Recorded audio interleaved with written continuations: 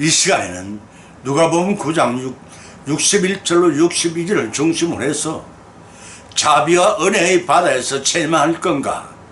라는 제 말씀을 상고하는 가운데 피자의 은혜 받기를 원합니다. 어느 화사한 봄날에 소풍을 나갔던 세 마리의 젊은 개구리가 있었습니다.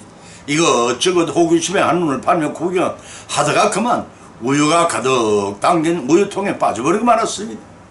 어이쿠, 큰일 났구나. 아무리 헤엄쳐도 나갈 수가 없구나. 세 마리 개구리들이 탄식을 하며 살려달라고 하고서는 쳤습니다. 그러나 아무 소용이 없었습니다. 맥이 빠져 지쳐버린 세 마리 개구리는 아무리 궁리를 해도 밖으로 빠져나간다는 것은 불가능한 일로 보였습니다. 세 마리 개구리는 의견이 서로 다르고 철학도 달랐습니다. 첫째 개구리가 말했습니다. 모든 것은 하나님의 뜻이다. 하나님이 원하시면 기적이라도 일으켜 살려주실 것이니 내가 할 일은 기도뿐이라고 생각하고 기도했지만 제 아무 노력도 하지 않았습니다. 제법 신심이 깊은 개구리처럼 보였지만 결국 죽고 말았습니다. 이어서 두 번째 개구리가 혼자 말했습니다. 왜 내가 이 지경이 되었나? 평소에 잘못한 거지라고는 없는데 하나님을 배반할 일도 없었고 기도 생활도 열심히 했는데 하나님이 원망스럽군. 이 통 속에서 기어나가는 것은 어림도 없는 일이지. 그렇고 말고 이 겨울에는 비가 나고 체념만 하다가 절망 속에서 힘이 빠져 그대로 우유통 속에 빠져 죽고 말았습니다. 세 번째 겨울에는 마음으로 생각했습니다. 이거 참 낭비인걸. 하지만 반드시 살아날 길이 있을 거야. 한번 찾아보자. 내가 열심히 믿고 희망을 가진 노력을 하면 하나님도 나를 도와주실 거야.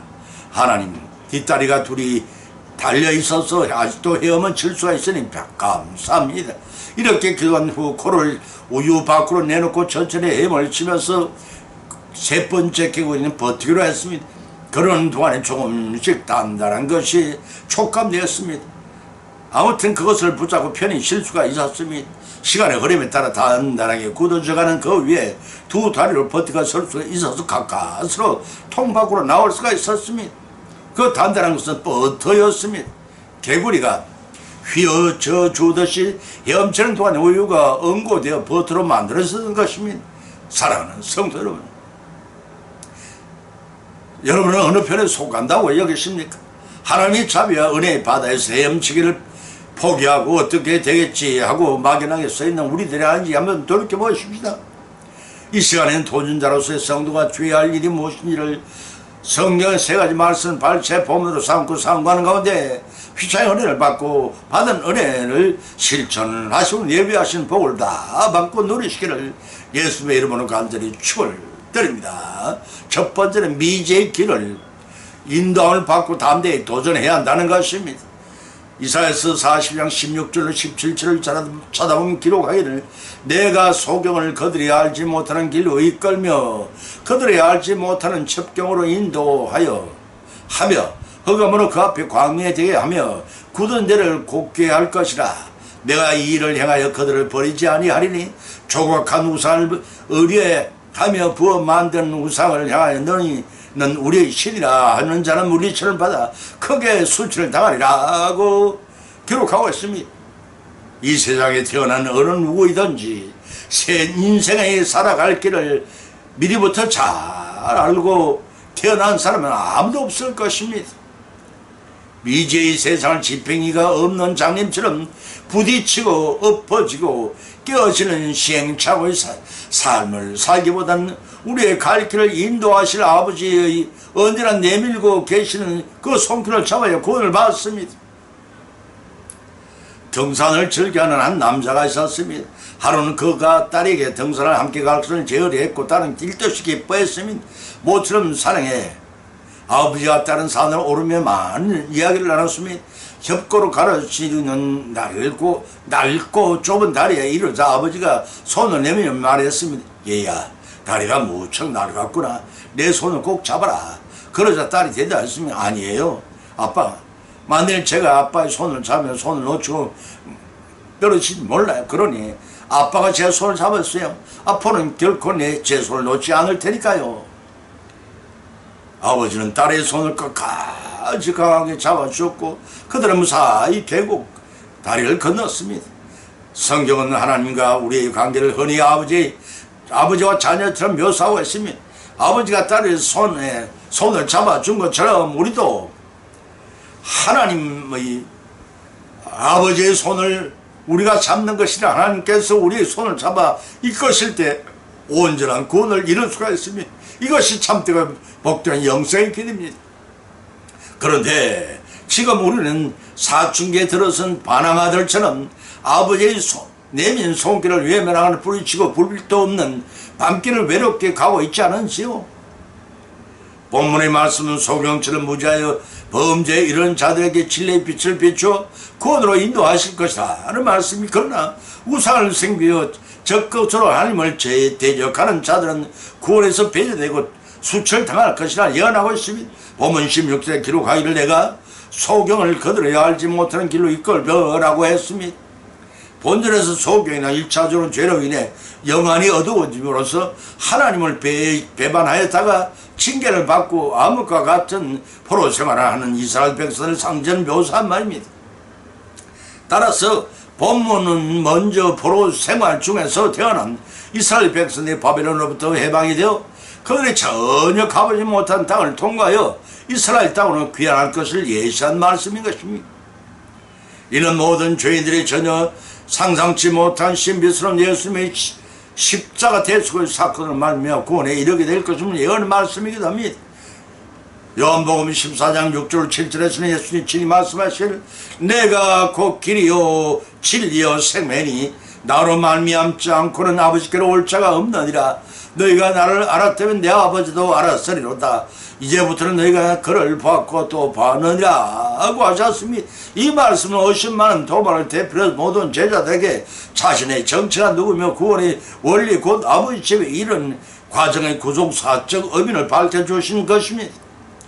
특히 본절에 등장한 길과 진리의 생명이라는 세 가지 편 모두가 십자가 순환을 통해 성취하실 구원 사건과 밀접하게 연결되어 있는 단어들입니다. 학자들 간에는 여러 견해들이 있지만 예수님은 성부 하나님께 이르는 진리요 생명요 길이기 때문에 그 주제가 됩니다. 그것은 절대적인 의미에서 십자가 대속의 보혈을 흘려주신 예수님만이 구원에 이르는 유일한 길이며 진리며 생명이 되십니다. 그래서 본절 말미에서 나로 말미암지 않고는 아버지께로 올 자가 없느니라고 선언하셨던 것입니다. 주님을 구주로 영접한 자는 주님과 신비한 연합체를 이루지만 전혀 경험해보지 않은 미지의 길을 성령이 인도하시가 보살을 받습니다. 우리는 눈뜬 장님 같아서 주님의 인도하심을 받지 않으면 천사의 길을 도무지 갈 수 없는 미와 바 같은 불쌍한 존재일 뿐입니다. 그런 장님과 같은 우리들을 타락과 파멸뿐인 세상의 유혹에서 벗어나 미지의 본향길 곧 안전하게 길로 안전하게 이끌어 영생길로 인도하고 계시는 하나님께 감사와 참여의 영광을 돌려드려야 합니다. 그런데 당시 이스라엘 백성들의 온라인 성도들은 본문 10절에 기록한 것처럼 조각한 우상을 의뢰하며 너희는 우리 신이라고 섬기고 있습니다. 신구약 성경은 우리들에게 참신의 신중의 유일한 신은 하나님밖에 없음을 가르쳐 왔습니다. 영생과 영원한 복을 받고 누릴 수 있도록 하실 수 있는 유일무이한 하나님을 밝히고 있습니다. 그런데 당시에 이스라엘 백성들은 오늘날 성도를 보면 10절에 기록한 것처럼 조악한 우상을 의뢰하면 너희는 우리의 신이라고 섬겨왔습니다. 인간의 서로만 우상 우리 신이고 섬기는 우매한 죄를 범하고 있다는 것은 돈과 재물을 사랑하고 부모 형제와 남편과 아내와 자식을 사랑하고 명예와 권세를 사랑하고 세상의 사물들을 사랑하기를 하나님보다 더 사랑하는 모든 것들이 바로 우상숭배인 것입니다. 그것들을 하나님보다 더 사랑함으로써 영생 구원의 길을 잃어버리지 말아야 할 것입니다. 영생 구원의 길로 인도하실 분은 오로지 하나님뿐이심을 여러분은 믿으시기 바랍니다. 그러한 세상의 것을 탐닉하여 그것들에 의지하는 자는 하나님을 바로 섬기지 않기 때문에 본절 말미에서는 크게 수치를 당하리라고 규정하셨습니다. 여호와께서 구원 사역을 완성하시는 날 그와 같은 가정스러운 것들이 징벌을 받아 소멸될 것입니다. 이제 자비와 은혜의 바다에서 체념하지 말아야 할 것이 무엇인가 자명해서 그것은 세상 것들에 의지하지 말고 하나님을 의지하는 것입니다. 그리하여 한 번도 살아보지 못한 미지의 인생길을 하나님께 맡길 때 하나님께서는 우리 앞길을 책임 통행하심으로 예비한 복을 받고 누리시는 여성이 되시기를 예수님의 이름으로 축원을 드립니다. 두 번째를 뒤돌아보지 않고 도전해야 합니다. 누가복음 9장 61절로 62절을 찾으면 기록하기를 또 다른 사람이 가로되 주여 내가 주를 쫓겠나이다마는 나로 먼저 내 가족을 작별하게 하소서. 여호와께서 이르시되 손에 쟁기를 잡고 뒤돌아보는 자는 하나님의 나라에 합당치 아니하니라 고 하지 않습니다. 천국에 입성할 자의 자격 16가지 성경은 우리에게 이렇게 가르쳐 있는 첫째는 마태복음 3장 2절에 회개하는 자라고 했으며 두 번째는 마태복음 5장 3절을 통해 심령이 가난한 자요, 세 번째는 마태복음 5장 10절을 통해 의를 위하여 핍박받는 자요, 네 번째는 마태복음 5장 20절을 통해 의를 행하는 자요, 다섯 번째는 마태복음 7장 22절 1절을 통해서 아버지의 뜻대로 행하는 자요, 여섯 번째는 마태복음 11장 12절을 통해 침략하는 자요, 일곱 번째는 마태복음 18장 3절을 통해 어린아이 같은 자요, 여덟 번째는 마태복음 19장 23절을 24절을 통해 가난한 자요, 아홉 번째는 마태복음 25장 33절에서 35절 땀을 위해 봉사하는 자요, 열 번째는 누가복음 9장 61절을 통해 세상에 미련이 없는 자요, 11번째는 누가복음 13장 28절에 아브라함의 언약에 속한 자요, 12번째는 요한복음 3장 5절에서 거듭난 자요, 13번째는 요한복음 3장 16절에 독생자 자의 예수님을 믿는 자요, 14번째는 사도행전 14장 22절을 통해서 이 환난을 이기는 자요, 15번째는 디모데후서 4장 18절에 악을 멀리한 자요, 16번째는 야고보서 2장 5절을 통해 하나님을 사랑한 자라고 했습니다. 그런데 온전히 주님을 쫓지 못하는 자들 12가지 변명을 들어보면 성경에 이렇게 기록하고 있는데, 첫째는 에레미야 31장 3-4절은 그리스도의 대속의 죽음으로 인한 구원을 확신할 수 없다는 것입니다. 두 번째는 마태복음 6장 24절을 통해 내 소유를 잃어가면서까지 주를 쫓을 수 없다는 것입니다. 세 번째는 마태복음 8장 19절 22절을 통해 아직도 주님을 쫓을 준비가 되어 있지 않다는 것입니다. 네 번째는 마태복음 9장 13절을 통해 좀 더 훌륭한 사람 내 주를 쫓겠다는 것입니다. 다섯 번째는 마태복음 16장 25절을 통해 세상 죄를 버리면서까지 주님을 쫓을 수 없고, 여섯 번째는 마가복음 8장 38절을 통해서 주님을 쫓는다는 사실을 누구에도 알리고 싶지 않았으라는 것입니다. 그리고 일곱 번째는 누가복음 9장 59절로 60절 주님을 따르기보다 인간적 진리를 지키는 더 중요하기 때문에 했습니다. 여덟 번째는 요한복음 14장 6절을 통해 주님을 쫓는 연락을 때문에 망설인다는 것입니다. 아홉 번째는 요한복음 21장 21절에서 주님을 어떻게 타인이 쫓는지 알고 싶다는 것입니다. 열 번째는 사도행전 6장 20절을 통해 어떻게 주님을 쫓을지 그 방법을 모르기 때문에 했습니다. 11번째는 사도행전 24장 25절을 통해 주님을 쫓겠다는 확신이 충만하지 못하기 때문에 했습니다. 12번째는 히브리서 7장 25절을 통해 나 스스로 이 세상을 충분히 살아갈 수 있기 때문에 하고 했습니다. 사랑하는 성도 여러분 천국에 입성할 자격을 갖추고 계십니까? 아니면 아직도 12가지 변명을 늘어놓고 세상 교회 사이를 오락가락하고 계시지 않으신지요? 부자 청년이 예수님으로부터 소유한 모든 자산을 바라카라는 자에게 나눠주고 나를 따르는 말씀에 고민하고 돌아간 직후에 한 제자로부터 간절한 요청을 받았습니다. 보면 61절에 보면 먼저 내 가족을 작별하게 하소서 라고 주님의 성낙받기를 원했습니다. 이 경우는 비록 예수님이 제자가 되기를 작정하지만 아직도 세상의 미련을 버리지 못한 상태만 알 수 있습니다. 그래서 예수님 제자들에게 가족과의 작별의 괴마저 불허한 것입니다. 다시 말해서 여기에 이러한 조치가 하나님께서 가족과 작별을 일괄적으로 금지하신 것이 아닙니다. 예수님을 따르기를 꺼려한 모든 자들에게 특별히 하신 말씀입니다. 그래서 본문 62절에서는 예수님 친히 말씀하시기를 손에 쟁기를 잡고 뒤돌아보는 자는 하나님 나라에 합당치 아니하고 라고 선언하셨던 것입니다. 끝까지 앞만 바라보고 연단의 밭을 갈아치우고 영생을 성취할 쟁기를 잡은 자가 세상 일로 도중 포기해서는 안 된다는 상징의 말씀이 내포되어 있습니다. 다시 말해서 예수님은 이 사람에게 형식적인 가족의 작별을 금한 것이 아닙니다. 그 제자들이 대한 결심의 작별 인사를 통해 번복될 가능성이 있을 만큼 유약한 것이어서 금지하신 것입니다. 이제 자비와 은혜의 바다에서 체념할 건가라는 해답이 자명해졌습니다. 그것은 제기를 든 자가 밭을 가는 일을 완성해야 하듯이 천성을 향한 자의 행보는 뒤돌아보지 말아야 한다는 것입니다. 세상 것들은 천성을 향하는 나의 길에 걸림돌이 될 뿐임을 깨닫고 천성의 표들을 향한 채 뒤돌아보지 않는 삶의 지속에 나감으로써 도전에 성공하여 하나님께 영광을 돌리시는 우리 모두가 되시기를 예수님 이름으로 축원드립니다. 세 번째는 분명한 목표를 향해 도전해야 합니다. 히브리서 12장 2절을 찾으면 기록하기를 믿음의 주여 또 온전케 하시는 이 예수님을 바라보자. 저는 그 앞에 있는 즐거운이여 십자가를 삼으사 부끄러움을 개의치 아니하시더니 하나님 보좌 우편에 앉으셨느니라 하고 밝혀놓고 있습니다. 우리는 세상의 출발점을 두고 세상의 꼬린 지점을 둔 믿음의 경주자들이라고 할 수가 있습니다. 믿음의 경주자들이 가져야 할 기본 자세에 대한 10가지를 성경가 이렇게 교훈하고 있습니다.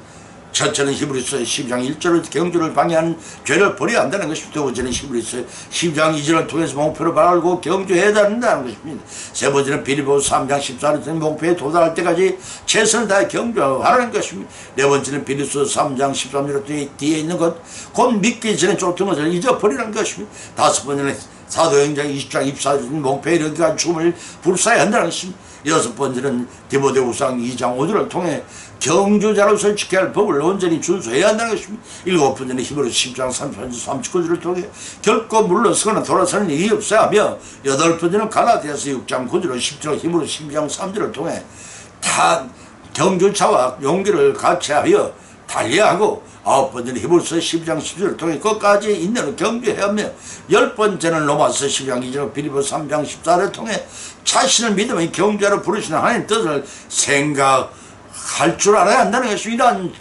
천성을 향한 표대가 없는 자는 세상을 족한 줄로 알고 사는 자요 세상 종말에는 잘못 살았으면 후회도 소용이 없음을 깨닫게 되지만 이미 늦음을 안다는 자라 알 것입니다. 인생의 목표가 없고 꿈이 없는 자는 세상에 죽은 자라고 규정합니다. 그와 같이 하나님 믿으나 천국에 소망을 두지 않고 사는 자는 육신적으로 죽었지만 영적으로도 하나님과 교제가 끊겨 지옥 백선으로 영벌을 면치 못한 자라 할 것입니다. 그렇다면 죄악사정을 사는 성도 자신은 어때야 할 것인가 아닙니다. 보면 2절에서 믿음의 주여 또 온전케 하시는 이인 예수님 바라보자 라고 하였습니다. 여기서 주에 해당하는 헬라 원어 아르케코스는 창시자 또는 앞서가는 자, 인도하는 자를 뜻합니다. 따라서 본절의 믿음의 창설자 또는 앞서 인도하는 믿음의 선구자라는 의미입니다. 그런 맥락에서 예수님은 구원의 진리에 대하여 믿는 성도들의 믿음을 가능케 한 자시며 또한 그 믿음대로 장차 온전한 구원을 재림때에 주실 분이기 때문에 믿음의 창설자이십니다. 동시에 끝까지 백성을 믿음을 저버리지 않게 하실 인도하실 분이므로 믿음의 인도자가 되는 것입니다. 그분 예수님은 우리를 믿음을 온전케 하시는 분이심으로 예수님을 바라봐야 한다는 것입니다. 여기 온전케 하시는 이란 죄로 인해 죽을 수밖에 없는 불완전한 인간을 자기 피로 성량하사 하나님 앞에서 의롭다 인정을 받고 영생을 얻을 수 있는 자로 변화시키는 영적 치료자라고 할 수 있습니다. 그랬어요. 본절에서 우리를 온전케 하시는 이라고 묘사하고 있는 것입니다. 그분 예수님은 독생하신 하나님의 아들로서 죽어갈 수밖에 없는 우리 죄인들을 위하여 대속의 십자가를 지지 않습니다. 그 사실을 본절을 말미암아 십자가를 참으면서 부끄러움을 개의치 아니하시더니 하나님의 보좌 우편에 앉으셨느니라 고 밝혀두고 있는 것입니다. 창세 전에 계획하신 성부 하나님이 인류 구속 사역을 십자가 순환을 통해 구속 성취를 달성했다는 뜻입니다. 그러한 순환을 성공적으로 감수하신 예수 그리스도를 부활시키시고 성귀케 하셔서 하나님 보좌 우편 본래 있은 영광스러운 자리에 회복시켰다는 뜻입니다. 이제 자비와 은혜의 바다에서 체험해서는 안 되는 이유가 무엇이냐 자비에서 그것은 세상에 집착하여 하늘을 팔지 말라는 것입니다. 천성의 표대를 세우고 분명한 목표를 향해 앞만 보고 나가는 것입니다. 이러한 인내의 삶을 통해 자비와 축복의 바다에서 믿음으로 성령의 영성과 본향을 다 받고 누리시는 예수님의 이름으로 간절히 축을 드립니다. 결론 맺습니다. 오늘의 본 말씀을 상고하는 가운데 피차의 믿음대로 은혜를 받았고 또한 세 가지 교훈을 받은 줄 아면 그 첫 번째는 자비와 은혜의 바다에서 체념하지 말고 알지 못하는 인생의 미지의 길을 하나님 도우심을 믿고 다음 내 동의하는 삶을 성리의 삶을 사는 것입니다. 두 번째는 자비와 은혜의 바다에서 체념하거나 뒤돌아보지 말라는 것입니다. 천국의 표대를 세우고 천성만을 향해 나아가는 도전의 삶을 삶을 살라는 것이며, 세 번째는 자비와 은혜의 바다에서 젤망하나 세상에 한눈 팔지 말고 천국에 세운 분명한 목표 지점을 향해 달려가는 일편다심의 삶을 사는 것입니다. 이상의 세 가지 교훈을 받은 것으로 거치지 마십시다. 단 한 번뿐인 인생, 단 한 번뿐인 인생을 성대로 이끌기 위해서는 받은 교훈을 우리의 실생활 가운데 실천해야 합니다. 그리고 적용케 하시는 성령 하나님의 역사쇼에 힘입어 믿음이 성숙되고 주님의 인격을 담고 본받아 잘 익어져서 언제 오실지라도 알곡으로 수되는 축복을 받은 삶을 다 성취하여 천국에서 누리시기를 예수님의 이름으로 간절히 축원드립니다. 찬송가 453장을 올리겠습니다.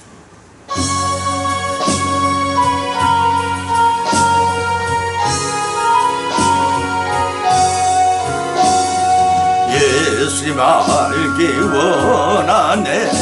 크고도 넓은 은혜와 대속해 주신 사랑을 간절히 알기 원하네. 내 평생의 소원, 내 평생의 소원, 대속해 주신 사랑을 간절히 알기 원하네. 성령이 서성되셔서 진리를 가르치시고